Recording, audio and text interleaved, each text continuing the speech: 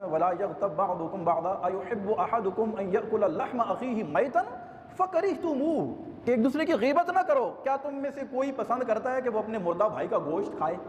تو گویا کہ غیبت کرنا اپنے مردہ بھائی کے گوشت کھانے کے مترادف ہے۔ غیبت کیا ہوتا ہے یہ بھی سنتے چلیں، کسی اپنے مسلمان بھائی کی غیر موجودگی میں اس کا عیب بیان کرنا جو اس کے اندر موجود ہو۔ اچھا ہمارے سامنے کوئی غیبت کر رہا ہو نا، ہم کہتے ہیں یار غیبت نہ کرے، وہ کہتے ہیں نہیں میں سچ بول رہا ہوں۔ تو اگر سچ بول رہے ہو یہی تو غیبت ہے، ورنہ اگر جھوٹ بول رہے ہو تو اسے ایک اور ٹرم ہمارے یوز ہوتی ہے شریعت کے اندر، اسے کہتے ہیں بہتان، جو غیبت سے بھی بڑا گناہ ہے۔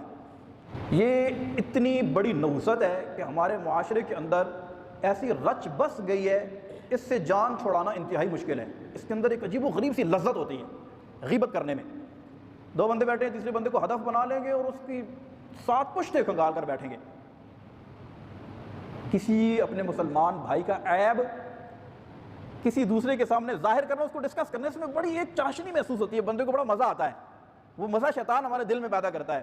حالانکہ یہ وہ عمل ہے جو بندے کے نیک اعمال کو برباد کر دیتا ہے۔ بعض روایات میں آتا ہے کہ جس کی غیبت کی جاتی ہے اس کی نیکیاں اس کے نامہ اعمال میں ٹرانسفر کر دی جاتی ہیں۔ تو ہم بات کر رہے ہیں کہ ہماری نیک اعمال ہمارے لیے بہت قیمتی ہیں۔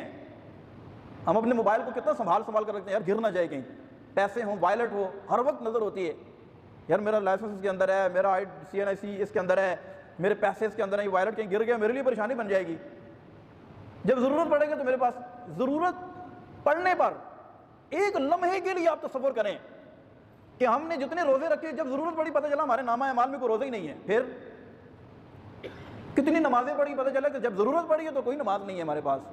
اچھا یہ جو نامہ اعمال کو نیکیوں کے حوالے سے سب سے زیادہ نقصان پہنچانے والی چیزیں جو ہے، ان میں زیادہ تر کا تعلق حقوق العباد کے ساتھ ہے۔ ہم نے کیا بات کرنی ہے، کیا بولنا ہے، کس طرح بولنا ہے، اس بولنے میں ہم نے کتنی احتیاط کرنی ہے کہ ایسا نہ ہو میں نے اتنی محنت کی یار، اتنے نیک اعمال کیے، وہ سارے میرے بولنے کی وجہ سے برباد ہو رہے ہیں۔